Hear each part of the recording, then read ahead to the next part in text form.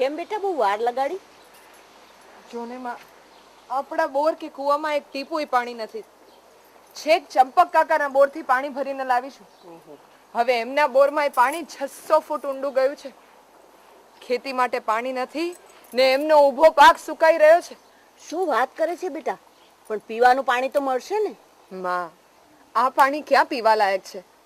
તમે તો જાણો છો, આ પાણી પીવાથી હાડકાં વળી જાય છે, દાંત પીળા પડી જાય છે ને પથરીનો રોગ થાય છે. પણ શું થાય બેટા? પાણી પીધા વગર થોડું ચાલવાનું છે? જા બેટા, તું ખાવાની તૈયારી કર. તારા બાપુ ખેતરેથી આવતા જ હશે. આજે તો ચાય નથી પીધી. દત્તા બેટા, પાણી લાવજે તો.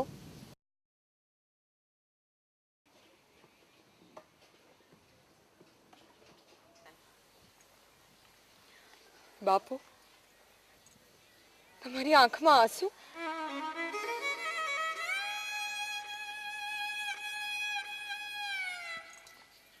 બેટા લતા, હું મારી જાતને નસીબદાર માનતો હતો. 25 વીઘા જમીન, કુવાઓ, 3 બોર, અને તોય આજે મારી આંખ સામે ઊભો પાક બળી રહ્યો છે અને હું કશું કરી શકતો નથી. આપણા ઢોર હતા એ વેચાઈ ગયા. બાપુ, જોત જોતામાં કેટલાય ઘર ખાલી થઈ ગયા. પાણીની લાઈમાં ને મજૂરીની શોધમાં લોકો પોતાના ગામ છોડીને જઈ રહ્યા છે. હવે તો ઉપર આબ ને નીચે ધરતી. ધરતી હવે તો એ રહે નથી. મને તો લતાના લગ્નની ચિંતા છે. આવતી પૂનમનું તો મુહૂર્ત છે, પૈસાનું શું કરીશું? ઉપરવાળો બેઠો છે ને, તમે હિંમત ના હારશો. સૌ સારા વાના થઈ જશે.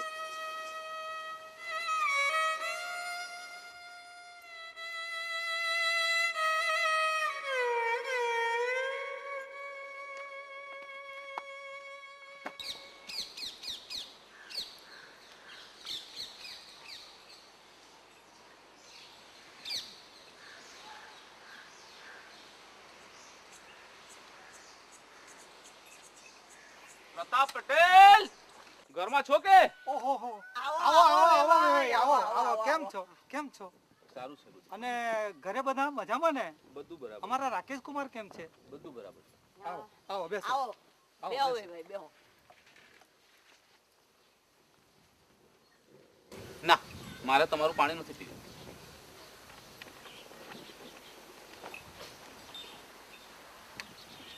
ભાઈ કેમ છે? ખેતીવાડી તો બરાબર છે ને? બધું બરાબર છે. વેવાઈ માટે જમવાનું તૈયાર કરો. ના, મારે થોડી વાત કરીને તરત જ નીકળી જવું છે. અરે પણ આમ જમ્યા વગર? ભાઈ, ઘેર બધા મજામાં છે ને? બધું બરાબર તો છે ને? અમારા જમાઈ રાકેશ કુમારનું ભણવાનું બરાબર ચાલે છે ને? બધું બરાબર છે. વેવાઈ, તમારી તબિયત તો બરાબર છે ને? તબિયત સારી છે, પણ પણ શું? રાકેશ લતા સાથે લગ્ન કરવાની ના પાડે છે. પણ કેમ? એને ખબર પડી છે કે આ ગામના ફ્લોરાઇડ વાળા પાણીથી પથરી, હાડકાના રોગ થાય છે અને દાંત પીળા પડી જાય છે. એટલે અમારો રાકેશ લતા સાથે લગ્ન કરવાની ચોખ્ખી ના પાડે. હાય વેવાઈ, આ શું કહો છો? અરે વેવાઈ, આપણે આવતી પૂનમનું તો સાથે મળીને મુહૂર્ત કાઢ્યું છે. પણ હું શું કરું? રાકેશ ના પાડે છે. અરે અમારી તો આબરૂ જશે. જો પ્રતાપ પટેલ, એક વસ્તુ સમજી લેવું. રાકેશની માની ઉંમર થઈ છે અને અમે રહ્યા નોકરી વાળા. બબ્બે ખેતર, ઘરમાં કામ કરે એવી છોકરી જોઈએ. આ સાલા મજૂરી નહીં મળતા, પૈસા આપતા. અરે વેવાઈ, અમારી લતા તો ભણેલી છે ને કામ કરે એવી છે. પણ ભણેલીને અમારે શું કરવી? આ તમારી લતા માંદી પડશે ગામનું પાણી પીને તો અમારે તો ખર્ચા જ ખર્ચા. પણ વેવાઈ, અમારી લતાને નખમાંય રોગ નથી. કયું ને આ શોખ પણ તૂટ્યું. અરે વેવાઈ, સાંભળ.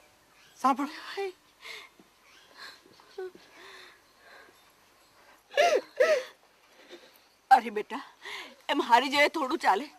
તું તો હિંમત વાળી છે. છાને રે બેટા, તું આમ રડીશ તો અમારું શું થશે? તું તો અમારો સહારો છે. છાને રે, સૌ સારા વાના થશે. પતા અરે આ પાણીને લીધે તો ગામોય તૂટ્યા અને સંબંધોય તૂટ્યા. હવે શું કરીશું? મને તો એકેય યારો દેખાતો નથી. એમ હારી જાય થોડું ચાલે? લીલા, તને ખબર તો છે કે હું એમ હારું એવો નથી, પરંતુ આ બોર કરવામાં ને કરવામાં ઘરેણા વેચ્યા, ખેતરો વેચ્યા, જમીન વેચી, અરે દેવું ખરું તોય કશુંય મજરે ના આવ્યું. આ પાણીએ તો મારા ટાંટિયા તોડી નાખ્યા અને આપણી લતાની સગાઈ તૂટી. આપણે એને ભણાવી દઈશું આમ મજૂરણ કરવા? ના, પણ તમે આમ હારી જશો તો અમારું શું? કહું છું, થોડા ઘણા પૈસા ઉધાર મળે તો. મને નથી લાગતું કે હવે આપણને કોઈ ધીરે, પણ જોઉં છું.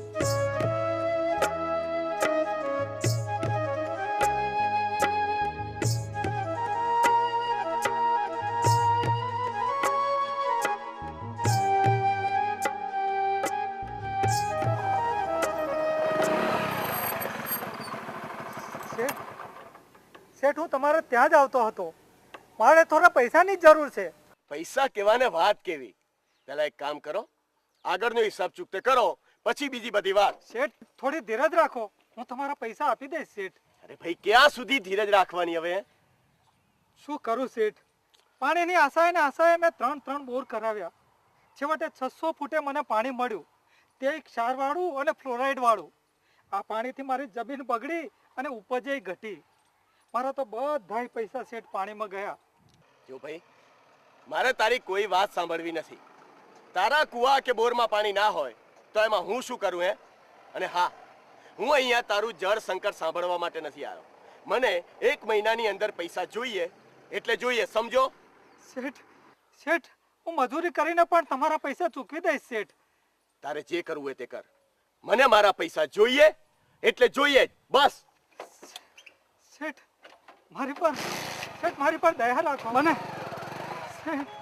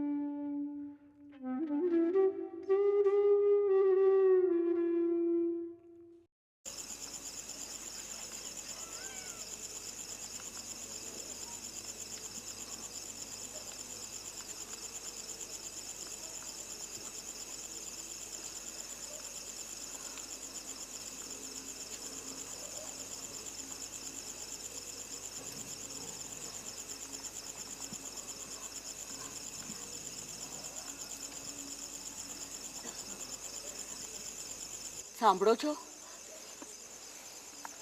લીલા લતાને કઈ ના ના, આપણા અન્ન જળ ખૂટ્યા છે. ચાલો બીજે જતા રહીએ. પણ પૈસા પૈસાની ચિંતા ન કરો. લતાના લગ્ન માટે મેં બચાવી રાખ્યા છે. રસ્તે કામ લાગશે. ના લીલા,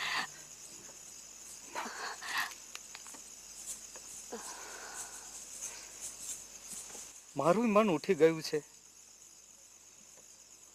સવારે સવારે જતા રહીએ.